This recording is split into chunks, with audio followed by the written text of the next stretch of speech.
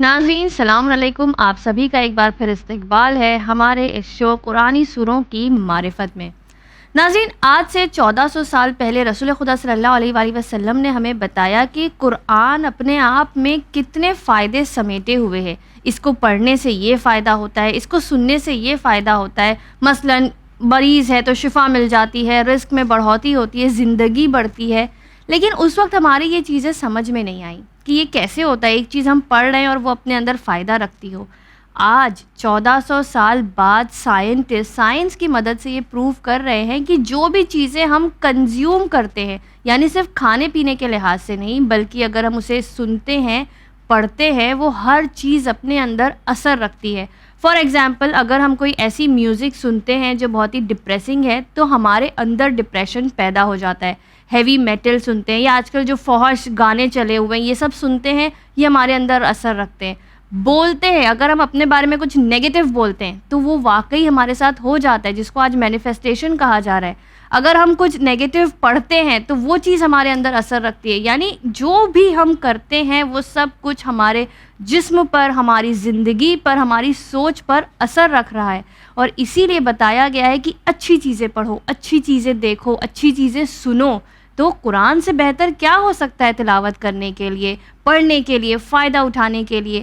لیکن اب ظاہر سی بات ہے کہ ہم کو ہر سورے کے فائدے نہیں پتہ، ہر سورے میں پڑھنے سے کیا حاصل ہوگا ہم نہیں جانتے۔ اسی لیے ہم لے آئے ہمارا یہ شو، جس سے ہم آپ کو بتا سکیں کہ ایک ایک سورہ اپنے اندر کیا فائدے سمیٹے ہوئے ہیں۔ آئیے استقبال کرتے ہیں، ہمارے ساتھ اسٹوڈیو میں موجود ہیں مولانا کمال احمد خان صاحب، اور یہ ہماری رہنمائی کریں گے۔ السلام علیکم آقا۔ وعلیکم السلام ورحمۃ اللہ وبرکاتہ۔ آقا، آج ہم بات کر رہے ہیں سورہ احزاب کے بارے میں۔ سب سے پہلے آپ بتائیں کہ جو سورہ احزاب ہے یہ کہاں نازل ہوا، اس کی کتنی آیتیں ہیں اور یہ کون سا سورہ ہے، یعنی اس کا شان نزول کیا ہے، احزاب کے معنی کیا ہیں؟ بسم اللہ الرحمن الرحیم وبہ نستعین وہو خیر المعین۔ سورہ احزاب قرآن کریم کا 33واں سورہ ہے۔ یہ سورہ مدینے میں نازل ہوا، لہٰذا اس سورہ کو سورہ مدنی میں شمار کیا جاتا ہے۔ اس سورہ احزاب میں 73 آیات ہیں اور 1280 ورڈ یعنی کلمات وارد ہوئے ہیں سورہ احزاب میں۔ سورہ احزاب کو اگر آپ غور کریں، سورہ احزاب کیوں کہتے ہیں؟ چونکہ قرآن کریم کے جتنے بھی سورے ہیں ان کے نام جو رکھے گئے ایک خاص مناسبت کی وجہ سے رکھے گئے۔ کسی سورے کو ہم سورہ بقرہ کہتے ہیں، کیوں کہتے ہیں؟ سورہ آل عمران کیوں کہتے ہیں؟ اسی طرح سورہ احزاب کو سورہ احزاب کیوں کہتے ہیں؟ چونکہ اسی سورے کی آیت نمبر 9 سے آیت نمبر 25 یعنی 25 تک اس جنگ کا تذکرہ ہوا ہے جو جنگ احزاب کہلاتی ہے۔ اس وجہ سے اس سورے کو سورہ احزاب کہتے ہیں۔ عربی لفظ کے لحاظ سے احزاب حزب ہے، حزب کہتے ہیں گروہ کو، یعنی گروپ۔ اسی طرح کئی گروپ جب جمع ہو جائیں تو کہتے ہیں، ہم لوگ انگلش میں گروپس کہہ سکتے ہیں، عربی میں اسی کو احزاب کہتے ہیں۔ یعنی یہ در حقیقت معلوم ہے کیا ہے؟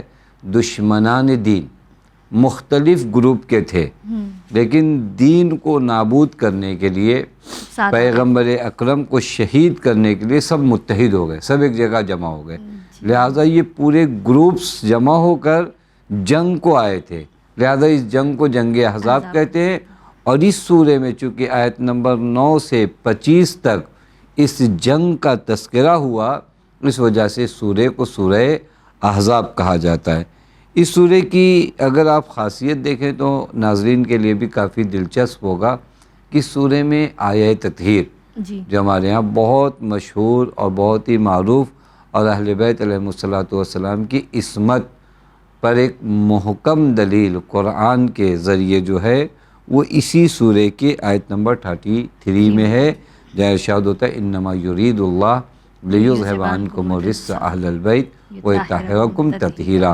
بس یہ سورے کا حصہ ہے، اور اس آیت تطہیر کی نسبت کسی نے دعویٰ نہیں کیا، سب نے اس بات کو نقل کیا کہ اس سے مراد اہل بیت علیہم الصلوۃ والسلام۔ جی آقا، بہت اچھی آپ نے باتیں بتائیں اس سورے کے انٹروڈکشن کے حساب سے۔ یہ بتائیں کہ اگر ہم جیسے یہ سورہ تلاوت کرتے ہیں تو یہ دنیا میں ہمیں کس طرح فائدے پہنچائے گا؟ کیا کوئی حدیث ملتی ہے، کوئی روایت ملتی ہے اس کے بارے میں؟ تقریباً زیادہ تر سوروں کے بارے میں قرآن مجید کے دنیاوی اور اخروی فائدے موجود ہیں۔ ایک چیز جو میں فائدہ بیان کرنے سے پہلے عرض کروں ناظرین کی خدمت میں، یہ فقط رٹ کر تلاوت کر دینا نہیں ہے۔ یہ جتنے بھی فائدے بیان کیے جاتے ہیں ان پر اعتقاد رکھنا، ان پر ایمان رکھنا، اس کے بعد ان کی تلاوت کو شروع کریں۔ یہ امام جعفر صادق علیہ السلام سے ایک روایت ہے کہ اس سورے کا دنیاوی فائدہ کیا ہے۔ تو روایت اس طرح کہ من کتبہا فی رق ظبی، اگر کوئی ہرن کے چمڑے پر اس سورے کو تحریر کرے، وجعلہا فی منزل، بعض اوقات آپ نے دیکھا ہوگا کہ بعض زیارتوں پہ جاتے ہیں تو ہرن کے چمڑے پہ کچھ چیزیں دعائیں ہوئے وغیرہ، اس کی ایک خاص تاثیر ہے۔ تو اس سورے کو اگر ہم نے اس پر لکھا اور اس کو اپنے گھر میں رکھا، اب یہ ہو سکتا ہے کہ کہیں جائیں تو وہ لکھا ہوا مل جائے، وجاءت الیہ الحطہ فی منزلہ، تو ایک سب سے بڑا ایشو آج وہ گھروں میں ہوتا ہے، اور شاید بوڑھے ماں باپ کے لیے ایک اہم مرحلہ ہو وہ بچی یا بچے کے لیے رشتے کا نہ آنا۔ اس روایت میں ہے کہ اگر آپ نے اپنے گھر میں سورہ احزاب کو جو ہرن کے چمڑے پہ لکھا ہوا ہو رکھتے ہیں تو آپ کے یہاں خاصگار یعنی شادی کے لیے لوگ بہت آئیں گے۔ یہ خاص اس سورے کا اثر ہے۔ وَطُلِبَ التَّزْوِيجَ فِي بَنَاتِهِ وَأَخْوَاتِهِ، لوگ ان کی لڑکیوں کی شادی کے لیے آئیں گے۔ وَجَمِيعِ أَهْلِهِ وَأَقْرَبَائِهِ، تمام اہل و اقربا میں سے لوگ آنا شروع کریں گے۔ اس سورے کا ایک دنیاوی اثر جو ہے یہ، حتیٰ یہ سورہ سبب بنتا ہے لوگوں کی رغبت کا، اگرچہ آپ فقیر کیوں نہ، روایت کا جملہ ہے، کیونکہ بعض اوقات ہر جگہ رشتے پہنچتے ہیں فقراء کے گھر، وہ لوگ جن کے پاس بیچاروں کے پاس بہت اچھا گھر نہیں ہے، بہت اچھا کھانے کو نہیں ہے، ان کی بچیاں یوں رہ جاتی ہیں۔ حالانکہ عرض کیا کہ یہ ایک اثر ہے، اس کے علاوہ چونکہ ضمنی عرض کروں کہ ایک چیز جو بہت اہم ہے رشتوں کو جذب کرنے کے لیے، وہ ہمارے اخلاق اور ہماری عادتیں، وہ بہت ضرور، اس کے ساتھ آپ اس سورے کو بھی رکھیے تو روایت کے لحاظ سے اس گھر میں خاصگاری اور لوگ شادی کے لیے زیادہ آتے ہیں۔ یہ ایک اثر اس سورے کا جو امام جعفر صادق علیہ السلام تھے۔ ایک اثر اس سورے کا جو بیان کیا گیا ہے وہ یہ کہ اس سورے کو اگر کوئی لکھتا ہے یا پڑھتا ہے اور اپنے اہل و عیال کو تعلیم دیتا ہے، روایت من قرأ سورۃ الاحزاب وعلمہا، اور اس کی تعلیم دے اہلہ، اپنے گھر والوں کو، وما ملکت یمینہ، یا جو لوگ اس کے انڈر میں ہیں، جیسے اس زمانے میں غلام و کنیز ہوا کرتے تھے، آج کے زمانے میں جو آپ کے ساتھ رہتے ہیں ان کو، اوتی الامان من عذاب القبر۔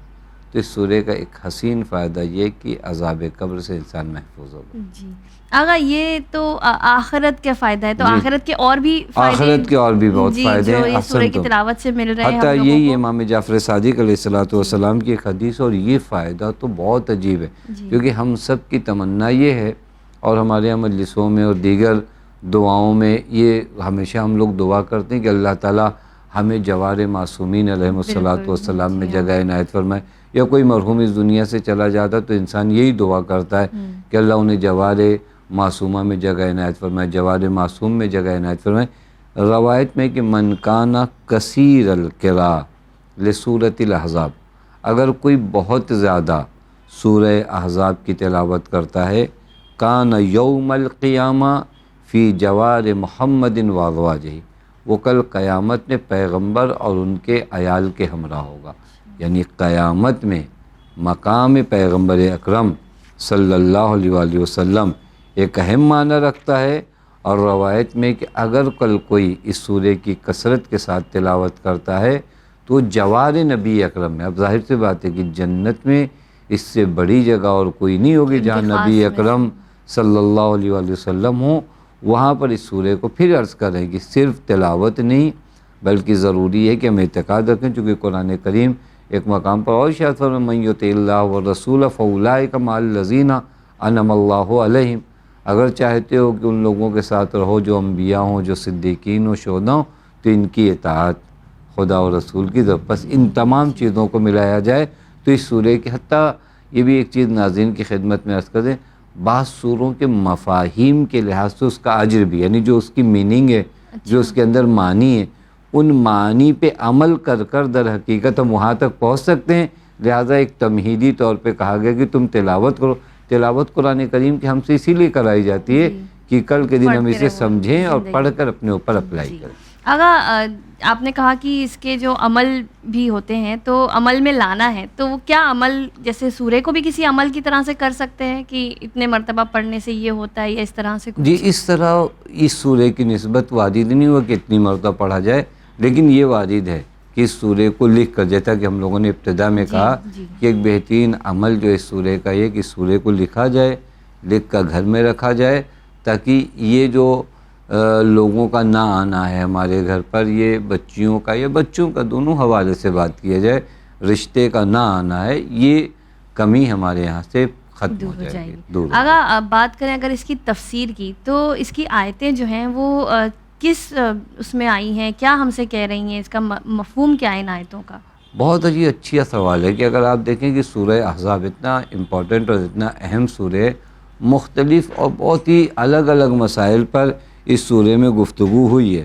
اگر میں اس سورے کو بہت اختصار کے ساتھ عرض کروں تو 7 حصوں میں آپ اس سورے کو تقسیم کر سکتے ہیں کہ 7 حصے اور 7 قسم کے مطالب اس سورے میں بیان کیے گئے۔ پہلا مضمون جو اس سورے میں زیادہ بیان ہوا ہے وہ پیغمبر اکرم صلی اللہ علیہ وآلہ وسلم کو بھی اطاعت پروردگار عالم کا حکم دیا جا رہا ہے۔ حتیٰ سورے کا آغاز ہی یہاں سے ہوتا ہے کہ نبی اکرم سے کہا جاتا ہے کہ آپ اللہ تعالیٰ کی اطاعت کریں۔ یہ درحقیقت نبی تو موتی ہے، پروردگار عالم ہیں، ہم جیسوں کو بتایا جا رہا ہے کہ تمہاری زندگی میں کامیابی کا راز اطاعت خدا میں، اور پھر اس کے بعد اس سورے میں اس بات کا بھی اطمینان یہیں پر، جب تم خدا کی اطاعت کرو گے تو اطمینان دلایا جائے گا کہ پھر گھبرانے کی ضرورت نہیں ہے، تم دشمنوں کے مقابلے میں جاؤ گے، اللہ تمہارا حامی و مددگار ہوگا۔ یہ پہلا مطلب جو اس سورے میں ہمیں سمجھایا جا رہا ہے۔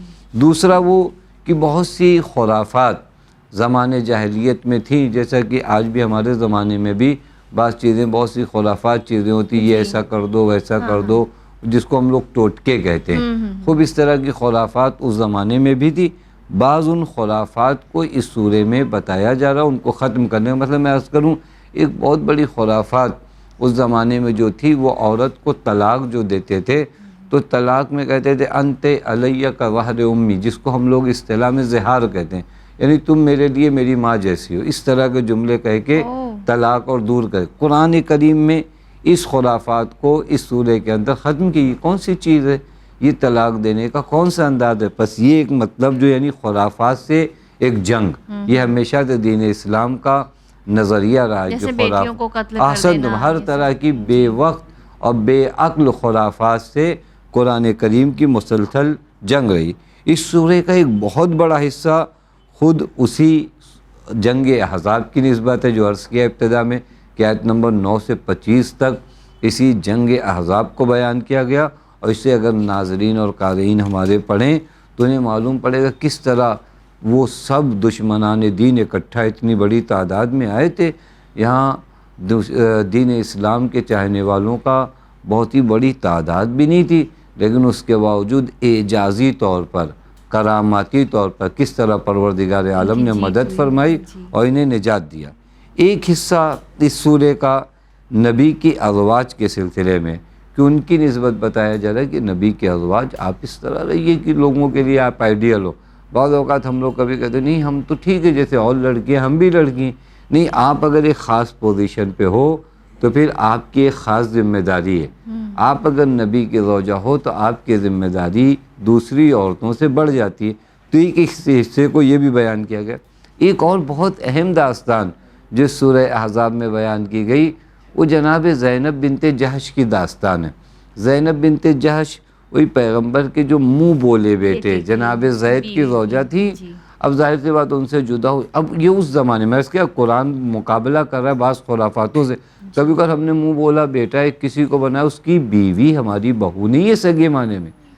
اب یہاں پر پیغمبر سے کہا جا رہا ہے کہ آپ زینب بنت جہش سے شادی کریے۔ اب یہ بہت مشکل ہے، ایک سماج کے مقابلے میں آ کر کھڑا ہو جانا، اور پورا سماج یہ واقعاً خداوند متعال کس طرح سے امتحانات نبی کا لیتا ہے اور کس طرح ان خرافات کو ختم کرتا ہے۔ اس وقت اپنے نبی کی دیکھیں جناب مریم کو کیسے کہا کہ آپ کو جانا پڑے گا، اور وہ بھی بچہ لے کے جانا پڑے گا، اور آپ کی عفت لیکن خدا کو معلوم ہے کہ اس جگہ مجھے کیسے حمایت کرنا ہے. پیغمبر سے کہا گیا کہ آپ اس طرح کی شادی کریے، ہم آپ کی حمایت کریں گے، آپ کو گھبرانے کی ضرورت نہیں.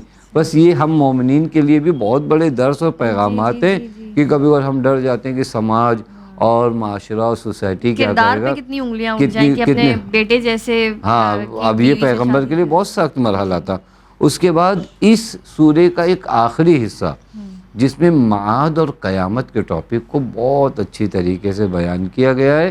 یہ وہ حصے تھے جو اس سورے کے ہم کہہ سکتے ہیں محتویات یا مضامین جو اس سورے میں بیان کیے گئے. جی آغا، پھر آخر میں ہمارے لیے اس سورے سے کیا پیغام ہے جو ہم اس سے پڑھ کے کیا سیکھ سکتے ہیں؟ بہت ہی حسین پیغام اس سورے کی آیت نمبر 21 کو اگر دیکھیں تو شاید ہماری زندگی کا سب سے بڑا پیغام اس سورے میں موجود ہے. بسم اللہ الرحمن الرحیم. لقد کان لکم فی رسول اللہ اسوۃ حسنہ. یہ سورے کا سب سے عظیم پیغام ہے کہ تمہارے لیے پیغمبر آئیڈیل ہے، پیغمبر تمہارے لیے نمونۂ عمل ہے. یعنی گویا اس سورے میں تمام پیغمبر کے ماننے والوں کو یہ بتایا جا رہا ہے کہ تمہاری زندگی میں تم دیکھو کہ پیغمبر کا طرز زندگی کیا تھا، پیغمبر کے بات کرنے کا سلیقہ کیا تھا، پیغمبر کا لوگوں سے کیسا برتاؤ ہوتا، پیغمبر کا جانوروں سے کیسا برتاؤ ہوتا، پیغمبر کا پڑوسیوں سے کیسا برتاؤ ہوتا. یہ پیغمبر کی پوری زندگی تمہارے لیے آئیڈیل اور نمونہ عمل ہے. یہ شاید اس سورے کا سب سے حسین پیغام. اور اگر آیت نمبر 9 اور 27 تک دیکھیں گے تو ایک اور پیغام بھی عرض کر سکتے ہیں کہ تم ڈٹے رہو، تم گھبراؤ نہیں مشکلات سے. تم ڈٹے رہو گے تو اللہ تعالیٰ کی جانب سے نصرت آئے گی. جیسا کہ اس جنگ میں تعداد تمہاری زیادہ نہیں ہے، اسلحے تمہارے پاس زیادہ نہیں ہے، لیکن اگر تم ڈٹے رہے تو یاد رکھنا نصرت خدا آئے گی، اس میں کوئی شک نہیں کرنا. تیسرا اور آخری پیغام عرض کروں اس سورے کا وہ یہ کہ النبی اولی بالمؤمنین من انفسہم. یہ شاید بہت حسین پیغام ہو کہ نبی ہمیشہ تم سے زیادہ تم پر حق رکھتے ہیں. یہ ہم زندگی کے ہر مرحلے میں نبی کے بعد ائمہ، آج ہمارا وقت کا امام، یہ ہم سے زیادہ ہم پر حق رکھتا ہے. یعنی مجھے یہ اچھا لگتا ہے، میرے امام کو یہ اچھا لگتا ہے، تو مجھے کیا اچھا لگتا ہے مجھے چھوڑنا ہے. میرے آقا مولا کا معنی ہی ہے کہ وہ جو تم پر تم سے زیادہ حق رکھے. اس سورے میں ایک اہم پیغام دیا جا رہا ہے کہ تمہیں کیا پسند ہے، تمہیں کیا پسند نہیں ہے، تمہیں کیا اچھا لگتا ہے، تمہیں کیا برا لگتا ہے. اگر تم دائرہ ولایت نبی کا اقرار کر رہے ہو تو النبی اولا بالمؤمنین من انفسہم. جی بہت ایکچولی بہت ہی زیادہ سخت ہے یہ چیز کہ کچھ ہمیں پسند ہو اور کچھ ہمارے خلاف ہو، لیکن وہ اس کو پامال کر کے آپ جائیے اس لیے کہ ہمارے مولا کو پسند ہے. جی آقا بہت بہت شکریہ، جزاک اللہ. ناظرین آپ سے یہ کہنا چاہیں گے ہم آپ کی مدد اتنی کر سکتے ہیں کہ اس سورے کی خاصیت اس کے ڈیٹیل بتا دیں، لیکن اب اگر اس سورے کا پورا فائدہ اٹھانا ہے تو اب آپ کو قرآن اٹھانا ہوگا، اسے پڑھنا ہوگا. اور ہم ہر بار کہتے ہیں، بار بار کہتے ہیں کہ جب بھی آپ سورے پڑھیں تو صرف عربی پڑھ لیں، اس کا بھی اپنا ثواب ہے، اس سے انکار نہیں ہے، لیکن جا کر اگر اس کے معنی پڑھیں، یہ آیت کیا کہہ رہی ہے، اس آیت کے کیا معنی ہے، تو آپ کی بھی نالج میں جو ہے کہتے ہیں 4 چاند لگ جائیں گے انشاءاللہ. تو آپ کو زیادہ فائدہ حاصل ہوگا. آپ دیکھتے رہیے چینل ون. مجھے دیجیے اجازت. شکریہ. خدا حافظ.